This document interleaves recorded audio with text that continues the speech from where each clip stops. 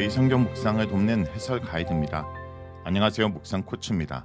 함께 읽고 나누는 말씀은 미가서 5장 1절에서 15절까지 말씀입니다. 이스라엘의 공경이 밀어닥치지만 하나님께서는 작은 마을 베들레헴을 통하여 새로운 통치자가 나게 하실 것입니다. 평화라는 이름을 지닌 이 존재는 하나님을 의지하며 아수르로 대표되는 이방 세력에서 그 백성을 건져낼 것입니다. 1절에서 6절은 베들레헴에 오실 메시아에 대해서 말합니다. 1절은 유다를 둘러싸고 있는 열방과 열방의 공격으로 인해 시온에 걷게 될 재앙을 전하고 있는데 그들은 이스라엘 재판자인 왕들의 뺨을 칠 것입니다. 열방으로 인해 시온의 공격을 당하고 왕의 수치를 걷게 될 것입니다. 그러나 그것은 이스라엘 끝이 아닙니다. 이 단락도 회복에 대해서 증거하고 있습니다. 이 회복의 중심에 있는 것은 베들레헴 에브레다에서 나실 이스라엘의 통치자입니다. 1절에서 이스라엘 재판자가 모욕을 당하지만 이제 하나님께서 새로운 통치자가 등장하게 하실 것입니다. 그의 등장이 우연한 사건이 아니라 상고부터 정해지고 비롯되었다는 점은 이스라엘 향하신 하나님의 구원과 은혜의 경감을 보여줍니다. 새로운 통치자는 여호와의 능력과 이름의 위엄을 의지하고 서서 그 백성을 돌아보는 자입니다. 그가 하나님의 이름을 온전히 의지한다라는 것은 이스라엘이 실제로 의지하고 있던 군마와 병거, 견고한 성읍, 우상들과 대조됩니다. 미가 역시 하나님의 영과 더불어 능력을 행하는 자였고 이제 등장하게 될 새로운 통치자 역시 하나님을 힘있는 자입니다. 베들레헴 에브르다는 유다 지역에서 별것 없는 장소지만 이곳에서 그 통치자가 나오게 됩니다. 하나님께서 하시는 일은 언제든 작고 미약하다 싶은 데서 크고 놀라운 일을 이루시는 것으로 드러납니다. 베들레헴이 언급되었다는 것은 그가 다윗과 연관되었다는 것을 보여줍니다. 그런데 주목할 것은 예루살렘이 아니라 베들레헴이 언급되었다는 점입니다. 베들레헴은 다윗보다는 이새와 연관된 장소란 점에서 베들레헴에서 나실 통치자는 엄밀히 말해 다윗의 후예라기보다는 새로운 다윗이라고 말할 수 있을 것입니다. 이것은 현존하는 다윗의 후예인 왕들에 대한 강력한 부정이라고도 볼 수 있습니다. 그리고 3장에서 묘사한 통치자들의 불의에 대한 고발, 1절에서 묘사한 뺨을 맞는 이스라엘 재판자에 대한 언급과도 상통합니다. 이와 비슷한 맥락에서 미가와 동시대를 배경으로 하고 있는 이사야 11장은 새로 등장하게 될 메시아로 이새의 줄기에서 나는 싹에 대해서 언급하고 있기도 합니다. 이사야 본문과 미가서의 또 다른 공통점은 새로운 통치자의 사용 내용입니다. 이사야에 의하면 이새의 줄기에서 나오는 싹의 통치로 인해 이리와 어린 양이 함께 뛰노는 평화의 왕국이 이루어집니다. 미가에 따르면 새로이 등장하는 통치자 이름은 아예 평화, 샬롬입니다. 앞에서 보았던 4장 1절에서 5절과 더불어 새로운 통치자, 새로운 메시아의 나라는 무엇보다도 평화의 나라임을 알 수 있습니다. 그리고 이것이야말로 하나님께서 보내시는 메시아의 특징입니다. 그를 통해 유다를 침공한 아수르의 세력은 물러가게 됩니다. 전쟁의 승리 이미지는 6절에서도 쓰이고 있지만 평화라는 맥락을 고려하면 그의 승리는 사람을 침략하고 억누르고 압제하는 모든 억압과 핍박에서 건져냄이라고 할 수 있는 것입니다. 7절에서 9절은 남은 자들의 정체성에 대해서 말합니다. 메시아의 등장은 야곱의 남은 자의 존재를 빛나게 합니다. 7절은 야곱의 남은 자를 가리켜 이슬과 담비에 비유합니다.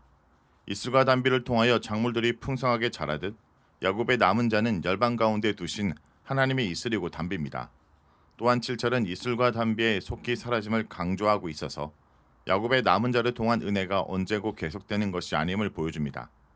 은혜는 당연한 것, 언제나 얻을 수 있는 것이 아니라 하나님의 때가 있는 것입니다. 야곱의 남은 자를 통해 하나님께서는 열방 가운데 하나님의 원수들을 제거하십니다. 이 역시 전쟁의 승리 이미지를 사용하지만 상대방을 학살하고 죽이는 것을 강조하는 것이 아니라 하나님의 뜻의 성취, 하나님의 공의로우심의 실현을 의미한다고 봐야 할 것입니다. 현존하는 다윗의 후예들은 사라지게 될 것이지만 그렇다고 끝은 아닙니다.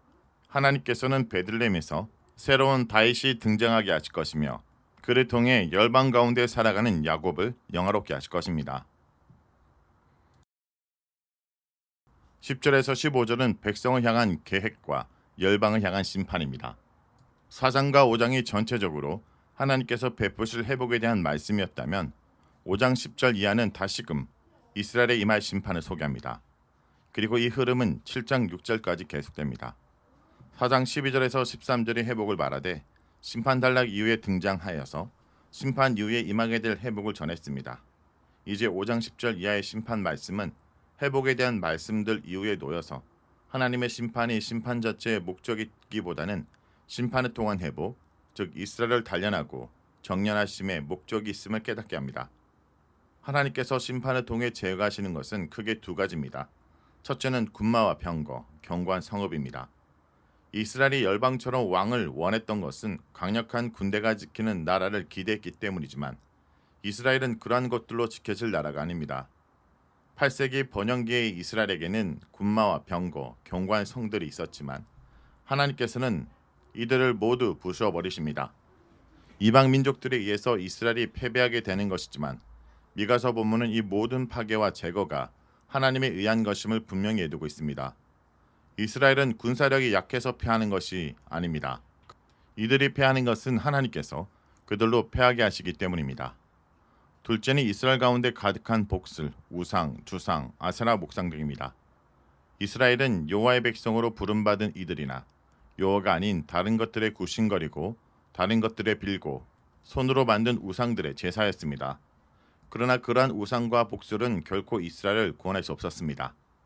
하나님의 백성이 된 이스라엘은 우상을 섬기는 나라가 아니며 병거와 군마를 의지하는 나라도 아닙니다.